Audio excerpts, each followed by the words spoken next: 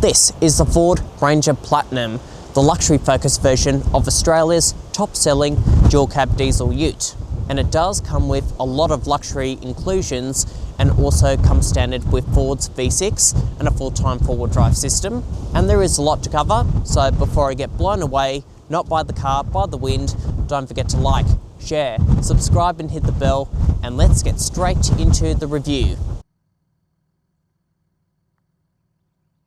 First, what is there to know before walking into a showroom? Pricing before on-road costs starts from over $80,000, and this is the type of vehicle that competes with the Kia Tasman, the Volkswagen Amarok Aventura, and this Platinum version sits below the top spec Ranger Raptor, which is more off-road performance focused, whereas the Platinum version is more of a luxury version of the Ranger. And in total, there are 5 different colours to choose from. And in terms of ownership, warranty, servicing, running costs, on your screen is a breakdown of everything you need to know. Okay, let's talk about styling. The Platinum version comes standard with Ford's Matrix automatic LED headlight system, and this setup also entails an auto high beam function, and I do like the C-clamp headlight styling. Also unique to Platinum, you get badging up the top here, additional chrome trim, matte chrome down below, and for off-road driving, 2 recovery points and factory steel underbody protection. And if we take a look at the side view, the Platinum sits on a set of 20-inch wheels, which are a multi-spoke design, brushed aluminium and gloss black in the middle. They are also wrapped in highway terrain tyres. Other things to mention, plastic side steps, privacy glass from B-pillar to the back, and along with electric power folding mirrors, which entails the 360 camera, and Ford's zone lighting feature, which projects lighting around the car at night. And if we take a look at the rear, you have a set of LED tail lights with an integrated blind spot monitoring system for trailer coverage. And over in the centre, Ranger badging with a big bold Ford badge. And if you look underneath, you'll find a full-sized spare wheel. And within the plastic rear step-up bar, you have a matte chrome finish unique to Platinum. And finally, tell me what you think of the Platinum. Do you like the design? That is subjective, so write down your feedback in the comments below. Let's now talk about the interior. Like the rest of the Ranger lineup, it looks pretty similar, but this of course being the Platinum, it does feel a bit more special. You get softer materials up the top here, Platinum badging, silver trim, wood grain ambient lighting, and quilted accented leather upholstery.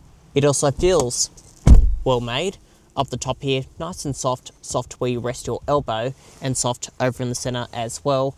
And of course, some plastics down below, being a dual cab ute, but you do get a soft leather wheel that feels nice to grip onto. You can also heat the wheel, and there's manual tilt and reach adjustment. The seats offer 8-way electronic adjustment, and along with a power lumbar support, and the seats can also be heated and ventilated.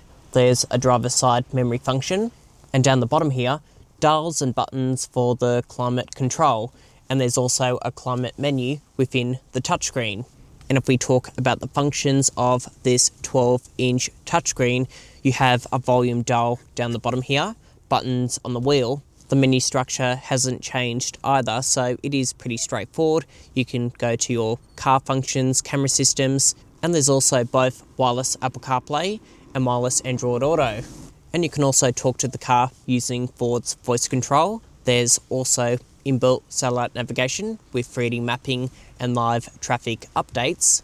And if I go into radio, AM, FM, DAB, then moving on to media, Bluetooth, USB, and the Platinum also comes with a 12-speaker B&O sound system, which does sound impressive. And as you can see, the car is connected, which means this car can receive updates. And there's also remote connectivity through your smartphone by downloading Ford's smartphone app.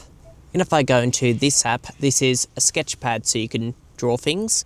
In terms of towing features, there's a trailer brake controller over here. And if I push this button in the center, that is going to go into Pro Trailer Backup Assist, and that is going to help you reverse and hook up a trailer. And if I go back into the menu, towing, this goes into your towing profiles where you can add on a trailer, perform a checklist. So a lot of things you can do if you do a lot of things with towing. And if I go here, this is a visual owner's manual, so pretty cool setup, and the graphics are pretty clear. And if I push this button here, this goes into the 360 camera, and there are many different angles, views to pick from. The Ranger can also self-park itself, and there are front, rear parking sensors, a rear cross traffic alert, an auto-dimming rear vision mirror, autonomous emergency braking, blind spot monitoring, a lane departure warning and a lane keeping assistant, adaptive cruise control, a driver fatigue monitoring system, traffic sign recognition, and the Platinum also receives a bigger 12-inch screen, which does look more high-tech compared to what you'll find in a Wildtrak with an 8-inch screen. There is some customization, and you can change between what information you want to see. There is also a selection of drive modes for on-road driving, normal, eco, tow, and for off-road driving, slippery, mud, sand, and this is also going to set up the four-wheel drive system to the setting it thinks it needs to be in. And going back to this style, you've got two-wheel drive high range and four-wheel drive automatic for on-road driving, and for off-road driving, four-wheel drive high and low range. And if you push this button, that is going to take you into a dedicated off-road screen showing you a forward-facing camera, parking guidelines, and you can also change between tyre pressures, pitch and roll, and your parking sensors. And these two icons here, this is to engage the rear diff lock, and this button is to engage hill descent control. And for anyone fitting on accessories, over on the top here, switches for your auxiliary functions. What about storage? On either side of the dashboard, there are two pop-out cup holders, a double glove box setup over here as well, pretty decent in size, both of them. Down the bottom here, a wireless phone charging pad, a USB-C and A port, storage here for a phone, two small cup holders, decent center storage with a 12-volt socket. The door bins are also pretty decent, they can hold a big water bottle.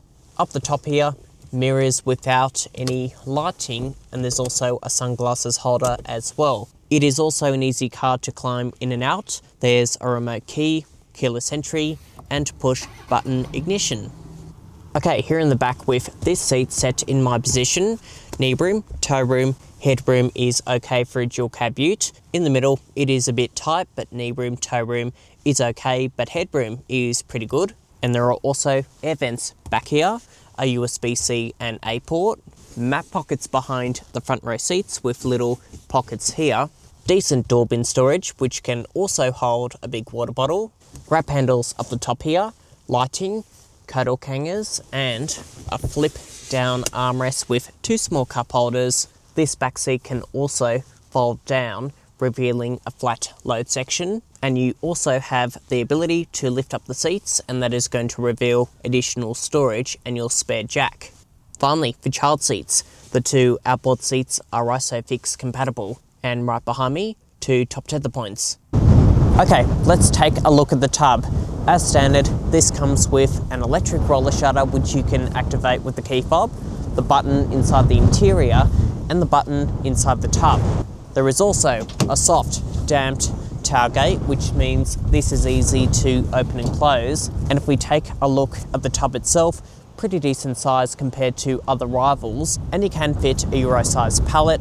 There is also a plastic tub liner, tie-down hooks to keep items secure, adjustable tie-down hooks on these rails, LED lighting, a 12-volt socket, and Ford's flexible rack system, which you can pull back and pull out these sections, making the Ranger a little bit more practical. And on your screen are all the key dimensions, weights, and capacities. The Platinum version of the Ranger comes with Ford's 3-litre V6 turbo diesel, and it develops 184 kilowatts, 600 newton-meters of torque, and it's paired to a 10-speed auto, a part-time four-wheel drive system. This is also leaf sprung at the back, a coil sprung setup at the front, and like most dual cab utes, the Ranger sits on a ladder frame chassis, and the V6 Ranger has a braked towing capacity of 3,500 kilograms and an unbraked figure of 750. And like I said before, I'm going to take this off-road, so on your screen are all the key specifications on off-road driving. Okay, let's talk driving impressions. Over the bonnet there's good forward vision. Side vision is also great, decent sized wing mirrors, and at the back visibility is also pretty good. Now it has been a couple of months since I was behind the wheel inside a Ranger, and since then I've driven the new Kia Tasman and the BYD Shark 6. So has my opinion changed of this being the class leader in the segment?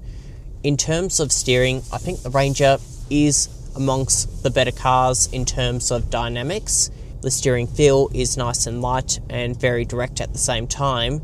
You can, like the Kia Tasman, run the full-time four-wheel drive system in 4A, and of course you've got the BYD Shark 6, which feels more like a car with the front and rear coil-sprung suspension setup, but there is a compromise when it comes to putting things into the tub, and of course off-road capabilities and towing abilities as well.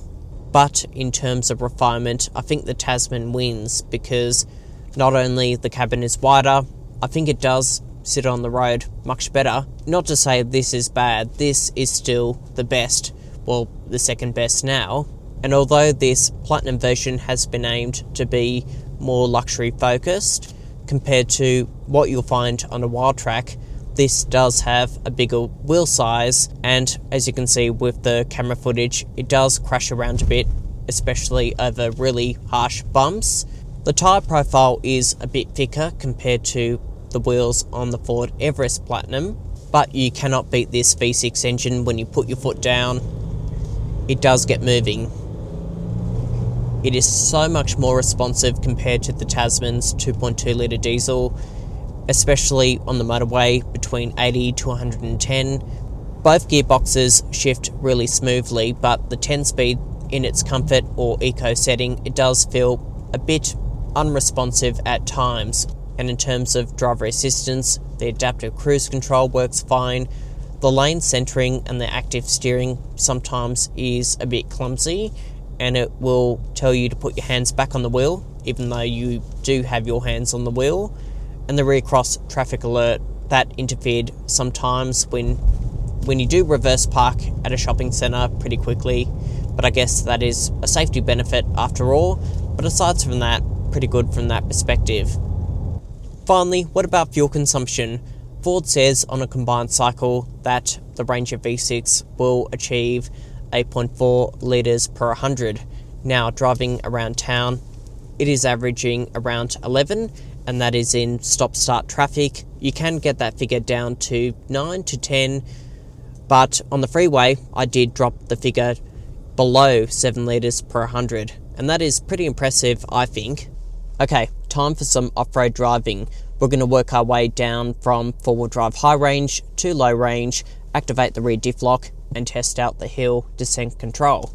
And like always, nothing too off-road serious, but I will start by putting it into mud mode to see if the traction control is any good. Let's see how this fares.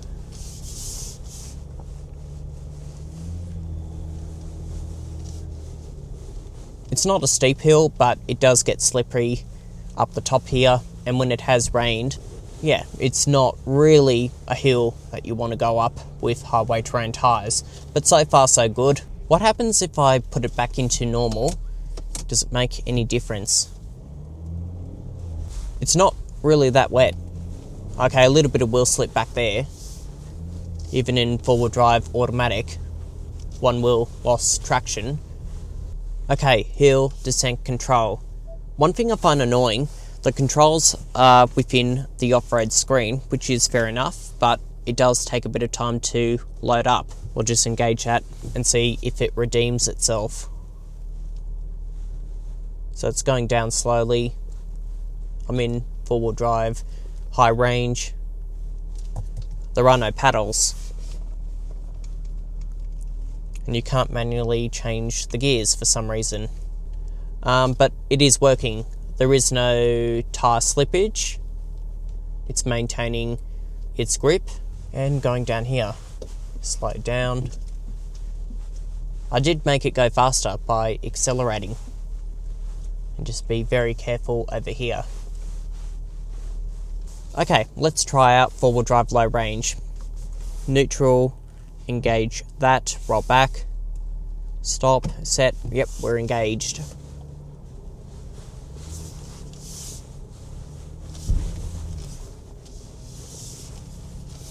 I went over that bit there just to make it a bit more challenging.